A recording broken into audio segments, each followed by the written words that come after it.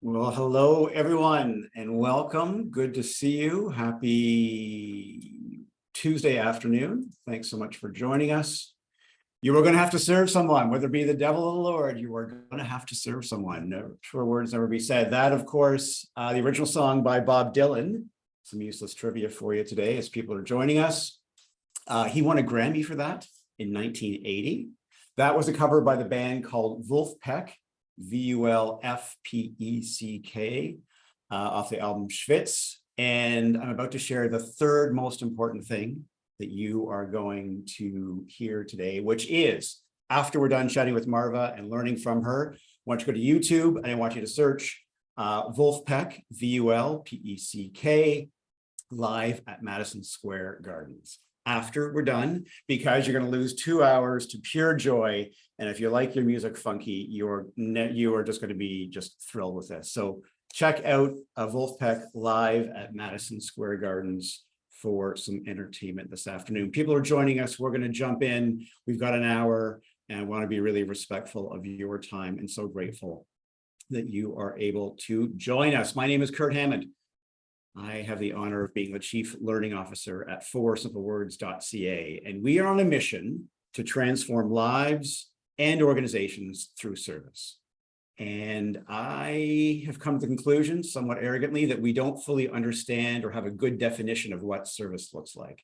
So Four Simple Words is a journey that I'm on to understand what good service looks like and how we as leaders can be using service as a tool for ourselves and to help our organizations and communities move forward. I'm really encouraging us to step back from this idea of servant leadership. Servant leadership puts us at odds with one another, and step into this idea of service leadership. Service leadership is grounded in spaces of equity, belonging, and respect.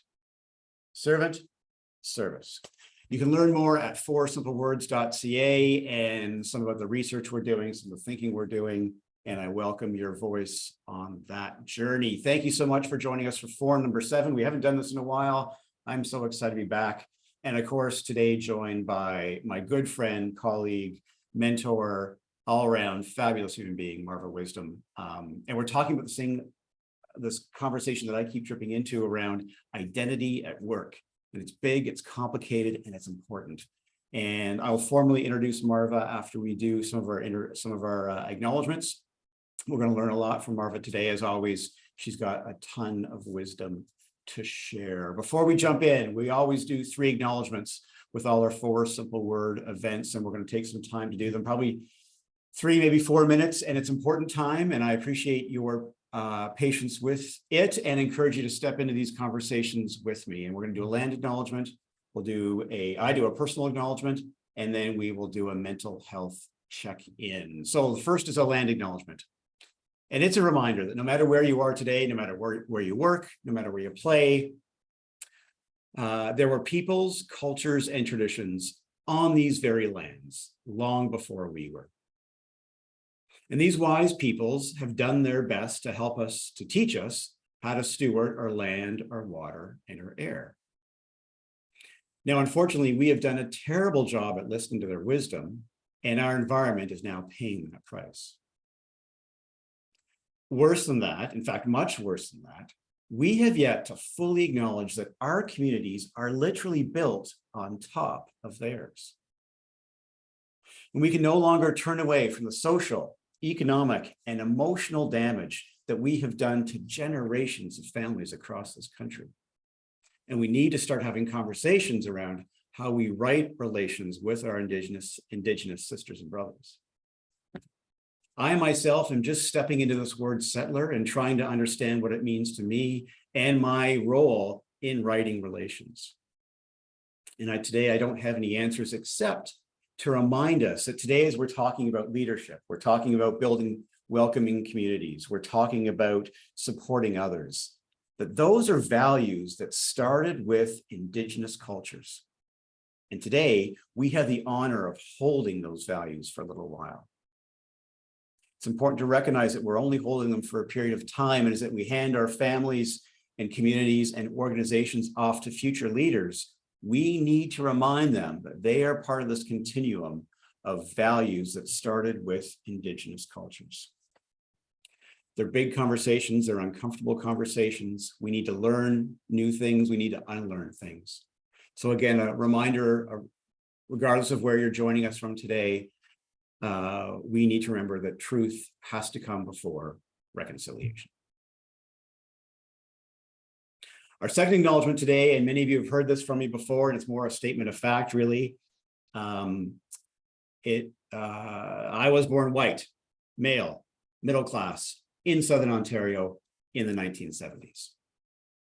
When you combine that with the fact that I'm happily married to my beautiful wife, Melanie, I check just about every box of privilege there is.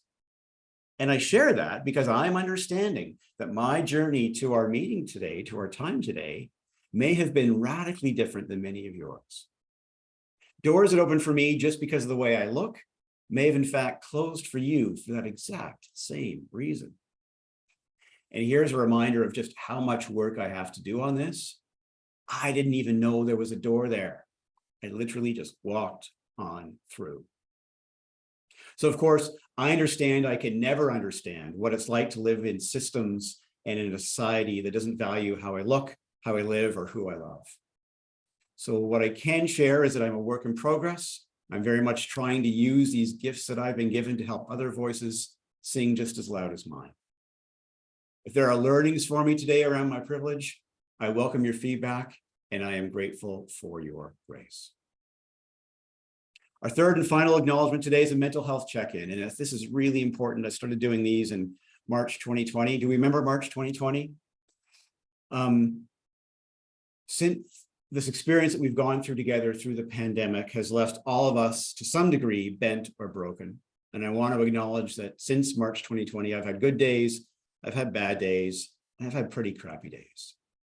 So I want to share that if today's a good day and you could not wait to join us and you're so excited about learning from Marva, I'm really glad that you're here. If today is not such a good day, the walls are closing in, the sun isn't shining, and you just barely made it to our session today, I also want you to know that I'm really glad you're here. Your voice matters, and we are grateful for your time and your insights. We'll be connecting with one another through the chat and Q&A. Please share your thoughts and comments there. And again, thank you for your time. Thank you for your participation in today's conversation. And however you've arrived, you are welcome and appreciated. Thank you for those acknowledgements. Before I pull up Marva, a reminder about 4 simple words. They are this, and you've heard this from me before. It's not about me. It's not about me. They were 4 very powerful words shared with me by my grandmother when I was very young, and they have profoundly influenced my life at home, in my work, and in my community. I'm on a mission to share those words with people because I think they can have some profound impact on us and those individuals who are serving. So you can learn more about Elsie, the 4 simple words, and this idea of service leadership that brings us in equity with one another at 4simplewords.ca. A reminder, we got our Q&A. Claire, thanks to Claire Southerns, who's managing our Q&A and chat today. Drop your questions in there for Marva. We look forward to having a conversation with you. Just as I pull Marva up, why are we having this conversation today? So at 4 Simple Words, I've had the honor of consulting and facilitating and coaching teams. And this conversation of identity keeps coming up at work time and time again. And I'll share that it almost always starts from a place of authentic enthusiasm and good intentions. It quickly moves to paralysis because people don't want to make mistakes and they don't know where to start. That paralysis quickly then turns into frustration and embarrassment because of the lack of progress that they're making. So what is a straight white male like myself supposed to do in situations like this? Well, I am so blessed that I have smart people in my life like Marva Wisdom. So we're going to ask Marva to turn on her camera and join us. And as she is doing so, I am going to share Marva's bio so we can just be reminded of all the greatness that she brings us. And our heads up that as you're listening to this bio, hello, Marva, this is one of those bios that's going to get you thinking, oh, what have I done with my life? Anyway, with that, a reminder on the greatness that is Marva. Marva Wisdom is a senior fellow at the Monk School of Global Affairs and Public Policy at U of T. She's also a fellow of the Environics Institute for Survey Research, where she co-led the globally recognized and groundbreaking 7-year study called the Black Experience Project. Since 2007, Marva has been a senior equity leader and practitioner supporting national, private, and public organizations on their equity journey. She's the City of Guelph's external lead consultant toward eliminating systemic racism, an endeavor that has won them and her an International Community Award. Marva is the director of the Musagetti's International Arts Festival and is co-author of the award-winning book, Collecting Courage, Joy, Pain, Freedom, and Love. Marva immigrated from Canada with her parents as a teenager and is a proud mom, grandma, daughter, and sister. She believes in giving back like her parents and mentors have taught her. Her leadership and volunteer roles have been expansive and included national policy and election platform chair for a governing political party. Her vast sector and community leadership has been recognized with numerous awards, including, but certainly not limited to, Queen's Diamond Jubilee Award, the YWCA's Women of Distinction for Community Leadership. She was the first recipient of the Alumni Impact Award from the University of Guelph, where in her spare time, she earned her Master of Arts in Leadership. So Marva is among the most respected and sought after facilitators of equity and inclusivity in Canada. Her work and leadership are reflective and are relentlessly focused on how organizations need to build capacity for inclusive leadership to realize and benefit from, that's the key part of this, a just society.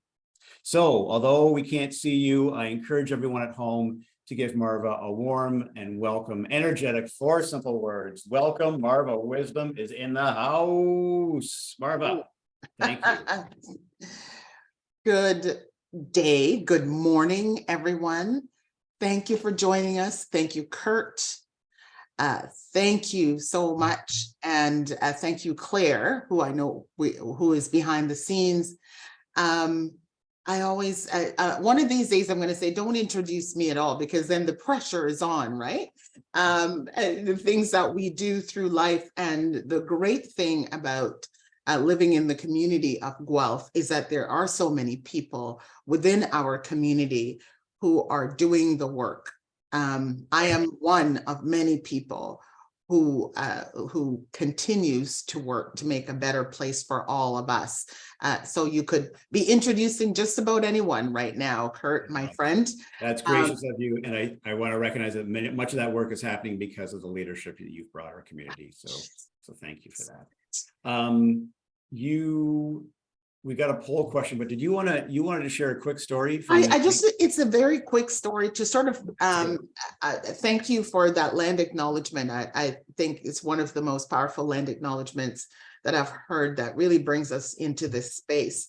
I wanted to share very briefly by way of sharing my story, because I think stories are really, really important. It is how we connect to each other and how we sort of understand each other, and the recognition that we have much more in common. Indeed, as we talk about identity, it's hard not to talk about ourselves and identity and not share a little bit about the story. So on Sunday, my son Justin and we decided that we were going to take mom and dad to church. We were going to go and pick them up and drive them to church. We're going to make them dinner. And after we made them dinner, we asked them if they wanted to go out for ice cream, which we thought was very, very cool. Their grandson driving them. And we went out for ice cream. And then we said we were going to go for a walk.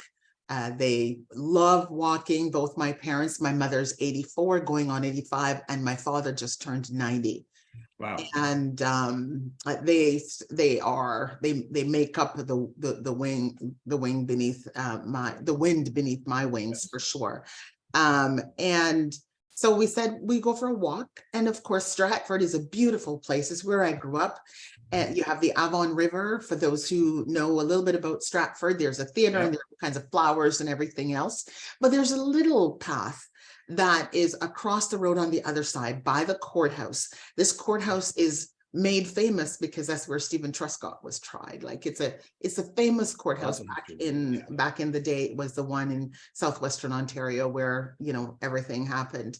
And it happened to be the place that when I was married, got married, that's where our wedding photo was taken. I don't think that I've really been back there. It backs on, a school backs on to this beautiful spot.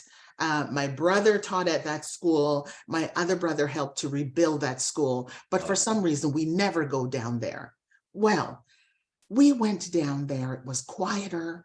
It was cooler, not as much sun.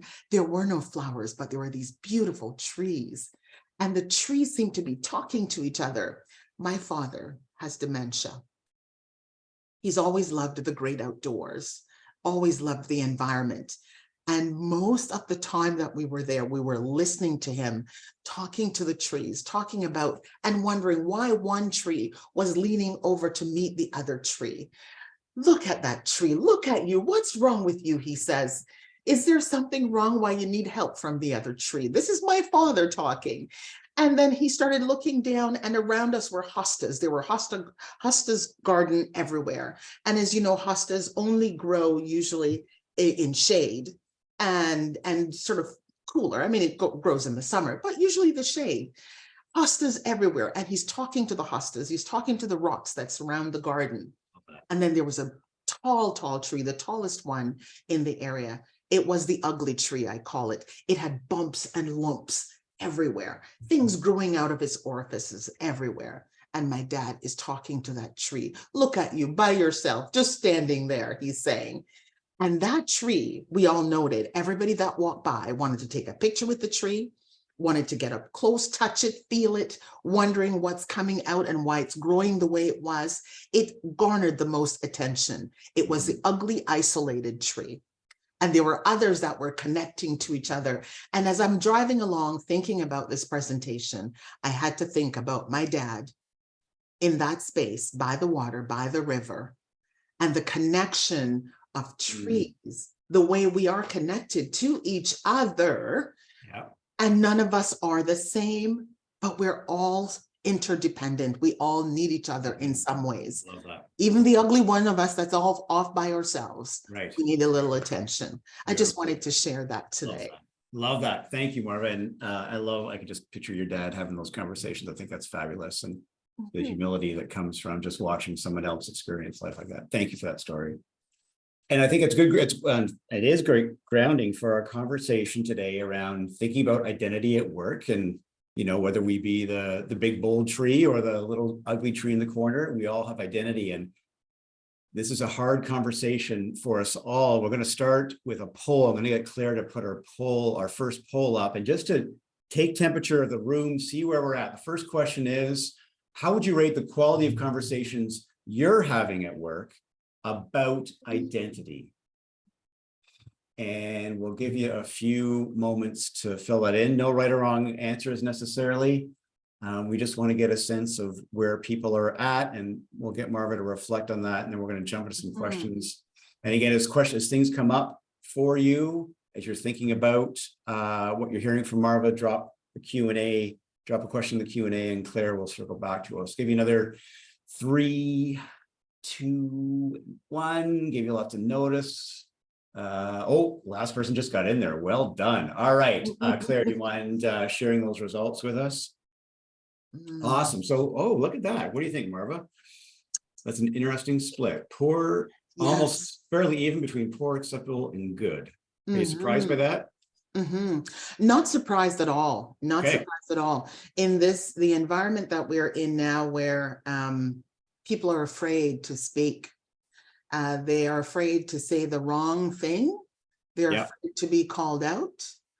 And many folks are wondering, how do I start with this conversation around identity? What is it going to bring up? A colleague of mine, I supported some work around social norms with him. And Veronic's Institute, there is a survey about social norms and how we interact and how we react to each other and with each other. I was speaking with him yesterday, and he was talking about when we look at the different groups of people and look at the way we review social norms, either some people make a decision that normative behaviors as a group are either encouraged in a workplace or discouraged. So for some social norms, in the way it's encouraged, if we're used to being in an environment that is much more open, conversations can take place, whether it's over the lunch table or during a meeting.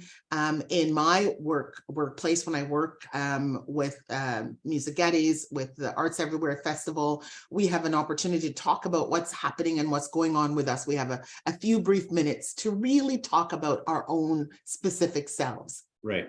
Many times in work environments, we just get to the task at hand. We only have this much time and go, and we get it done. And that sort of sometimes discourages us bringing our whole selves to the workplace. So I am not surprised at all. As well, if we look at social media and look at terms that are being used now versus terms that were used in the past, there are some of us that are still old school and others of us that are not. Right. We're really quite with it. So it's a matter of unlearning. Oh, what do I say? I want to ask that person something, but what do I say now? Or how do I speak with them? So I can fully understand why it would be poor, why poor would garner the most in responses, and then acceptable and good. I guess you could combine acceptable and good, but acceptable is not necessarily, it's a Canadian polite way. Right. It may not be good right? enough. It's the norm. Yeah. So, I mean, so let's get right into it. These are hard conversations to have. I think people generally want to do their best with them. Are you getting tired of guys like me turning to you and saying, what do I do with this? Like, as a practitioner, I'm kind of curious to hear your thoughts on, Curt picking up the phone saying, Marva, how do I, what do I do here? Like, are we beyond this now, or is this where we should be in terms of these conversations? I wish that I could say that we are as far ahead as we need to be. I like to quote Martin Luther King, partially quote his quote from The Urgency of Now. There are a lot of people that are in pain and at different times. Now, when you say 4 simple words, it's not about me. I put it in brackets. Sometimes I have a pity party and it is about me and I need it to be about me, right? Yeah. But when someone picks up the phone and makes a phone call or talks to a colleague or asks a question, that is a good thing. Because it's the only way that we are going to get beyond the malaise. It's the only way that we're going to make progress, by having those conversations. As difficult as things are, the acceptance of systemic racism as a thing, the acceptance as of homophobia and Islamophobia, the acceptance of all the isms that we're talking about now. Years ago, those things were not accepted in quote unquote polite company, whatever that is. Not in the workplace, certainly. You leave politics aside, you leave identity aside, you leave religion aside. You don't bring that in the workplace. Well, it creeps in whether we like it or not. So the opportunity to be able to speak with someone who picks up the phone and calls me, and there's no such thing as a dumb question. We hear that all the time. I would rather having that conversation with a white guy like you or others, Curt, and have a discussion and have that difficult, tough discussion with them, rather than a person going out there in a group or in an environment where the harm can be so debilitating to many of us. You spoke earlier about our mental health and the importance of it, and COVID, of course, and the isolation and the breaking us down for many of us who have lived experiences where that have left us broken. Well, layer that with the isms that I just spoke about, layer that with being othered and being treated in a specific way. You walk into a room and you are harmed. And some people may not be harmed, because of our lived experience. It depends on our lived experience and the strengths Right, that we bring right. to the table, right? And So- it really depends also on the burdens that we're carrying for other people. So how do we get beyond that so that we can have those conversations and we can offer grace to you, offer grace to me to screw up? Right. Wow. I love that. And doesn't that take humility and courage and just a bunch of things? This has got me thinking a bit about, and this is what I'm hearing from clients. The question they have is, are we taking away, are we embracing labels or are we taking them away? And I know that, I think that's oversimplifying the conversation. Yes, But I know, yes. I think that's where many people that I'm interacting with start. So can you talk to us a bit about this idea around labels? And I guess that being ways to identify ourselves at work. Mhm. Are we stripping them away or are we adding them? So Yeah. I'm going to take you to task a little bit. I'm not Good. sure that I like the term labels. Great. Because labeling for me is almost like othering, right? I'm Good. gonna it's about those people when you talk about labels. I'm going to stick to the word identity and how I want to be accepted, how I want to be seen. And so if I say I am this, then I need to be accepted as that until I say differently. And what I ask for those who find it, oh, this is politically correct. That's another term that you hear all the time. Oh, this is too woke. Another thing that you hear all the time. Although those same people who use the term woke are doing things like a reawakening tour. I'm sorry, I just had to throw that in and say, where does that come in? And so we, other people, and we, in order not to not make progress, or in order not to stay in the pocket of what we think and what we believe, despite how it impacts other people, we decide that we don't want to accept pronouns, or we don't want to accept when someone talks about, what their faith and what their religion is and what their practice is and Right. what their behavior is. We don't want to accept that because we want to sit in the pocket of our comfort.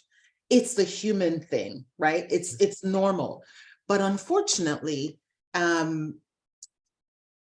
as human beings, we are unique and we are different, like the trees and the hostas and and the plants. We are absolutely different. So why do we think that we are so unique that there needs to be a homogeneity when we're referring to each other? Why do we think that only my perception of difference needs to count, but your perception of difference does not count? Why is that as human beings, we think we have to necessarily go there? Because of fear, Right. because of maybe even discomfort, maybe shame, or maybe even stubbornness. So Marva, how do we build a, thank you, and thank you for the reminder and language and how important it is. How do we build cultures then?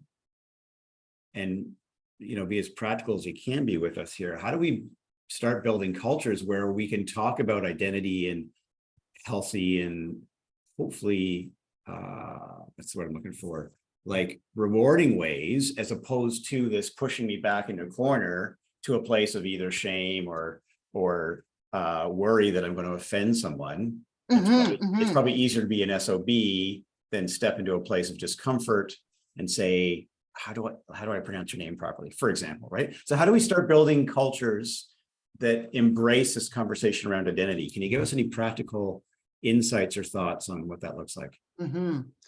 I love what you're saying. I always like to speak when we're talking about workplaces.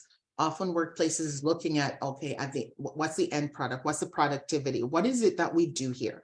Do we build widgets? Yes, we build widgets. Do we build widgets better when we are able to relate to each other, when we understand each other better? I would say, yes, we do. Do we then move from just building widgets better to going deeper into having the consistent and continuous relationship with each other that allow us to have a comfort level and a sense of belonging within an environment. So now we're not just building widgets better by relating to each other, but we're also helping others feeling the deeper sense of belonging in the environment, because from the leadership, and I'm going to say positional leadership now, because leadership can be anywhere, we know that. Yep. From the positional leadership all the way down to the person who's just walking in the door, that all of those individuals have that sense of belonging because I care about how they feel. I care about how they worship. I care about how they want to be referred to, whatever pronouns that they use. I care about them walking in and being able to tell a story about a racist incident that happened over the weekend that is causing them to be a little bit more fragile. We build a better organization. We build and we increase our productivity. We are much more prosperous when we recognize each other the way each of us want to be recognized. And there are intersections. You know, I'm a Black woman, I'm heterosexual Black woman. My identity is really quite intersectional to some degree. Right. There are others whose identity is much more intersectional. Why do I need to understand that to treat them as humans, to treat them and to accept what their identity is? I don't need to fully accept that I don't know what I don't know. I just need to make sure that that person has a degree of comfort and has a degree of equity and fairness in their lives, however I touch their lives, for us to all work, for us to all make progress. Okay. So in some ways, the discomfort that we're feeling, and maybe we need to start labeling, I think that's okay to label the discomfort, I hope.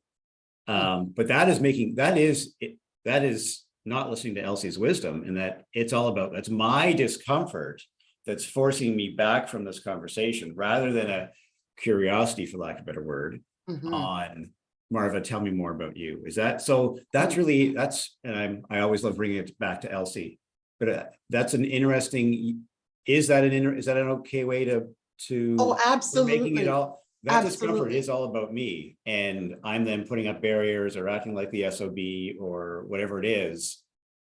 That's all about me. I'm not making that about you. And I'm going to say that it also worked the other way as well.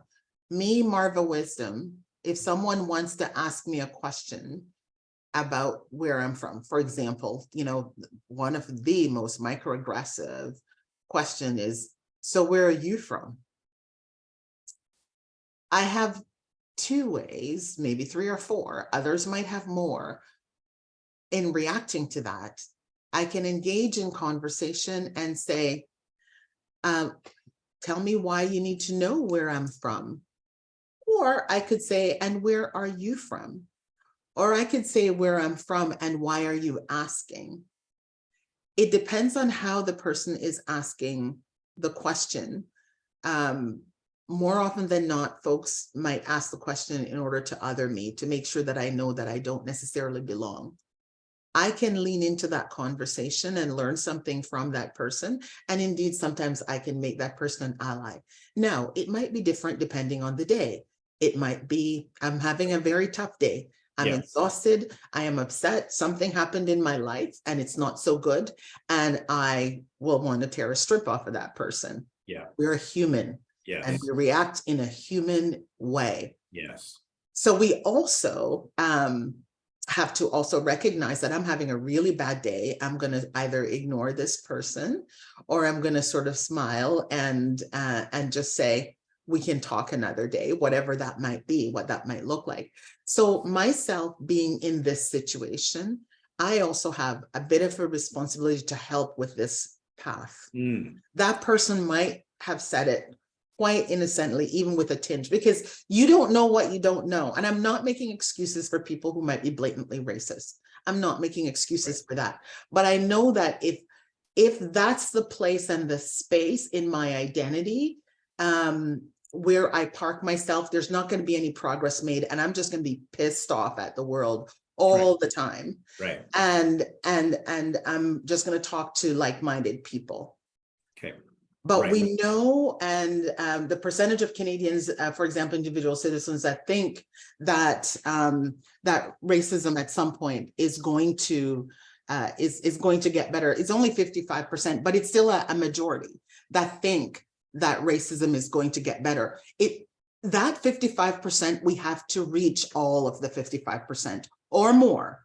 Yeah. Right? Or more. We have to reach more of those people who will be part of the work to move us forward, who will be those that want to ensure that our identity is embraced and that we can talk about who we are in the workplace. And that's why I love working with Arts Everywhere Festival, because the acceptance of absolutely who you are is so important. Actually, it's the work that we do. And certainly the work that I do outside of the Arts Everywhere Festival, the equity work that I do, also focuses on how we accept each other for who we are. Let's quick shout out to artseverywherefestival.ca, which festival.artseverywhere.ca. I know the website off by heart. There you go. And that is from yes, anyway, learn more there. So Marva, let's jump in the weeds a bit. Maybe Claire, can you pull out poll number 2? And I want to, well, let's ask a question of our audience again.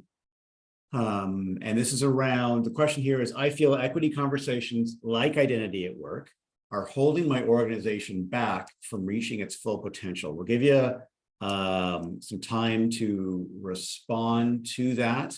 And Marva, let's reflect on that. And then what are some practical tools you can give us as individual leaders, you can share with us as individual leaders to be thinking about how we can be stepping into these deeper, more human connected conversations. So I want to think about that, give you another 2 or 3 seconds to think about your, oh, this is very interesting, around the survey. We'll do 3, 2, and 1. Oh, look at that. Boy, you guys love the call there. Claire, if you can share that up. So again, the question is, I feel equity conversations like identity are holding my organization back. Look at that. Look at that. That's a 20-60-20 rule right there. What are your thoughts, Marva? Wow. It is seeing that response. It is troubling, though not surprising, because again, I talk about the journey that we're on. At the end of the story that I told about my dad earlier, one of the things that I had at the end, and for the sake of brevity, I didn't say it, but I'll say it now, is that as he looked around at the trees, he was finding his joy, and we found our joy in watching him find his joy. Yeah. And when I think about equity conversations, when folks, I want to dig into that. I want to talk to those people who responded to say that it is holding them back, because then I want to know specifically what part of equity holds the organization back. Is it the work that is being done, the work that needs to be done, or is it the outcome of the work that you think is what's causing the conversation, of causing the organization to be held back? Interesting. And also the other that I will bring forward is that there are some, if you think about your leadership within the organization, and if equity has been mandated, like the importance of working in the equity space, because it's an imperative, because it gives you a competitive edge, because it is the right thing to do, because you're not going to get a grant if you don't have those programs in place, equity, diversity programs in place. What are all the reasons why you're working on equity within your organization? Or why do you think your organization is working on equity? Is it coming from a place where the organization wants to transform what it's doing to ensure that it is representing the community that it serves? Yeah. Or is it to check a box? Right. there are so many reasons why undertaking equity work is working or is not working. And I will posit that committing to the work that needs to happen, having those very brave conversations, really leaning into it, but build an environment of safety first. If you do not have an environment where people feel comfortable having the discussion and the conversation, then you're not going to get anywhere. You're just going to get shaking the head, checking the box. Right. Yeah, I'm going to another meeting again, and then I'm going back to my desk. Look at all the people within the organization that are committed to this and connect with them. A chain is only as strong as the weakest link. So you need to link with strong chains so that you're able to move forward with equity. Otherwise, it just becomes a pain point. It just becomes a pain, another inconvenience. And you need to mirror that this is not an inconvenience. This is an imperative. We're building stronger people. We're building stronger society. We're being more successful, right? We're being more prosperous when we bring everybody along. I'm going to give a really quick example. I always have, when I do workshops, I have, pictures and different things that I could show you. But I was driving this morning from Stone Road Mall, and I got to, this is in Guelph, for those who are in Guelph, and I got to, of course, College and Stone.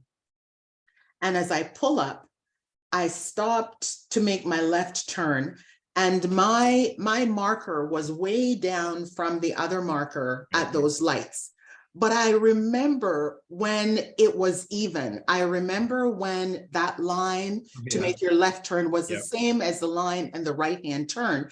And I remember still pulling up to that white mark, knowing that a car that's trying to make a left turn is going to have a hard time. A bus or a truck, oh boy, I'm going to have to reverse if there's nobody behind me so that they can make their left turn. But someone in their wisdom realize that that's a problem in many intersections, that intersection especially, and decided that we need to change where the line stops. We need to pull the line back so that the bus can make a turn without crashing into the car. Right. So think about equity and the work you're doing in that way. You pull back to make it a little bit easier, to make it safer. And you don't always know that you made that change and you didn't decide that, damn it, all lines need to be straight no matter what. And we're going to keep it that way. No, you said, here's the benefit, and we need to make that change. So I'm here to, brilliant as always. Going to encourage people to drop questions in the Q&A. I'm going to open that up if you have anything so please drop your questions in the Q&A for Marva. Marva, what I'm hearing is the why is mission critical. That there's no point in me stepping into this work unless I've got a clear why and I can clearly articulate that both from a top line, bottom line standpoint, but also from a cultural standpoint. So I'm hearing number one, having clarity in the why, and it needs to be more than checking a box. There needs to be a level of authenticity there. The other piece, and pushback if this isn't right. But I love your line example, and my takeaway there is this doesn't have to be like small steps. Small, easy steps are good and should be celebrated. Like that's someone had to think about, had to look at the traffic flow and, acknowledge the buses needing more time. Relatively easy thing to do, to erase one line and move it back 20 meters, right? Whatever it is. So starting small and gathering wins, that's okay in this work? I think so. Absolutely. As long as your intention is that you're not going to stop at small. You're going to go deep. So your intention has to be going deep, but you need to start somewhere, and you need to start where you can find wins, where you can find allyship, especially if this work is new to you. Do not go all in, all at once, because what happens, you lose people along the way, and you need them to be in this with you. Doesn't mean you don't start if some people are not coming. No, not at all. They will come later, and a few might never come. Right. You need to leave that aside too, because eventually you're going to look at the vision and the values of your organization, and you're going to wonder if those individuals, should they be a part of this organization if they are not in line with the vision and the values and how you're transforming the organization Good. to serve everyone externally and internally. Good. What tips do you have for us on building and referencing your chain concept there? Like, what tips do you have for us in building internal allies or colleagues, or how do we build that internal, like start small by building support? How do we, as leaders in our organizations, how do we actively invite people into these conversations? Any practical tips you can give us on how to start building that initial group to take these conversations on? I think it starts with, unfortunately, with one-on-one conversations and discussions, and then it moves to a group. For example, I could decide that, you know what, I'm going to bring some people together in a room, and we're going to start there, and we're going to start to have that discussion, and then some ideas are going to float out, and then we're going to take that, and then we're going to move forward. That may or may not work sometimes, but it could be an area of frustration. I go back to how we are emotionally and mentally ready to have this discussion and conversation. Some of us are we're much more ready than others. We're at a space and a time where we can have these conversations. And what you do not want is to be in an environment where it ends up being, the conversation ends up being caustic, because it can be. If you have enough support in that room, you can start with a larger group. If you have enough support that will take someone aside who's having a difficult time, if you have enough support that you have folks who are watching to see whether there are some pain points that are taking place, you can do that. But with most organization, you need to have those small pockets and small groups, and start with the smaller groups, one-on-one or a group of 5 or 6, and start discussing and talk about the challenges that might come up, and how do you prepare for some of those challenges, so that when you get in that bigger and larger group, you're not causing more harm than not. And especially with equity deserving folks, you can't put equity deserving folks who've had these kinds of experiences sometimes throughout their lives in a room where they're going to be harmed more than not. Now, there are unintentional harms that happen. Like, you need to be prepared for that. Boy, I've been in rooms where unintentional harm has taken place, and it's how do you deal with that? You need to be fully prepared. So that, absolutely. And that is daunting. So that can seem daunting, I think, right? Yes. Because the last thing that I want to do in starting this conversation is to cause harm, but holy cow, am I scared about doing that. Yes. Practical resources for us that we can look at, or we can point to that we can point to around that. And then so answer that, Marva, and then we're getting some questions in the Q&A.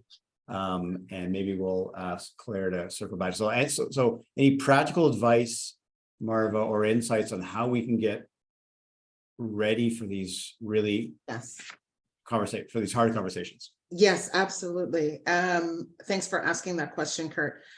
I would really suggest also, if there's someone on the call, and you're a leader within your organization, and I'm talking about positional leadership, that you can make independent decisions on behalf of the organization. Good for you. Those folks need to be a part of the conversation. And if you're not, I would suggest going to your leaders within the organization, ask for a meeting, and sit down and talk to them about the importance of equity within the organization. They need to be brought on board. I have gone into organizations and I've had the reassurance that the leaders are on board. And I have discovered later on that the leader was not on board. And so all the work that happened and all that was expended and the goodwill from individuals, I would say probably went out the door a little bit. Right. So for me, based on my experience, it's extremely important that that happens. Can you go back to your question again? Am I answering your question? Yeah, no, that's good. And actually, I'm going to invite Claire to, thank you for that, Marva. We've got some interesting questions in the chat. Claire Southerns, welcome. Thank you for steering our ship. Of course. Nice, good to see you. Any questions you want to share from the Q&A? Yeah, for sure. Oh, thanks, Marva. That was super insightful. We have one question here that's asking what you mean, or to elaborate perhaps on the fully prepared for accidental harms. That's a really great question. When the question that Curt asked was about those who are just embarking on the journey. And when you're just embarking on the journey, it is speaking with professionals as well to get some counsel about how to go about doing it. Also, there are many different types of resources. I love the Toward Braiding book, but you have to go deep with that, by Vanessa Andriotti and Elwood Jimmy, in talking about a brick and a braiding organization, the difference between those.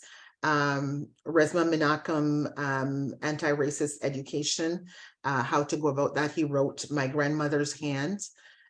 If you go to a website that talks about hospicing modernity, Vanessa Andriotti, she is the sort of foremost authority on that. It would be really great. Take a look, take a read, and try to understand that. So what I refer to for those who are starting out, those who have been on the road along this journey and are far into it, we need to take every precaution, because when we're on this journey, we sort of know a little bit better now, right? We understand a little bit better. We understand what harm is and what harm can be. I think we need to make sure that we are doing some real due diligence and having discussions and conversations before we embark broadly in going in a specific direction. I hope that answers a person's question.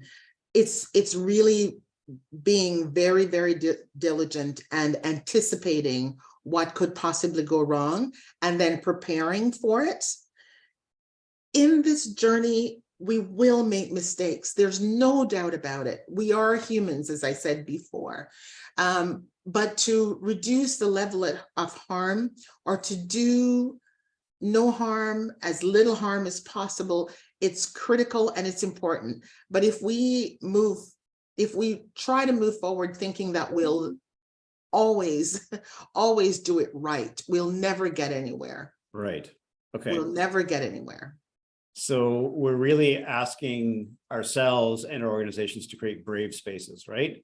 And we as leaders need to be really owning those conversations that don't go well, acknowledging that, and then try to create a culture of learning around it. It sounds like I'm just hearing that authenticity over and over again in terms of why I'm stepping in. It can't be to check a box, right? If you're checking a box, this is going to fail.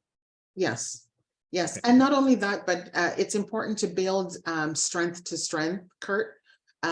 We know that there is pushback in some pockets. When I look at our neighbors to the south, I see what so many people are going through.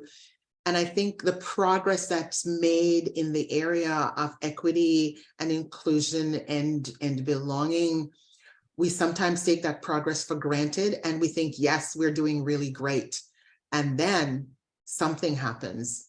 Okay. Someone happens. Somebody in leadership gets really uncomfortable and decides that they're going to go backwards instead of going forward. Right. So the strength of what we're doing, the bringing allies together, the ensuring that there is a bond and that there's a determination, it's critical, because we risk going backwards if we are not moving forward.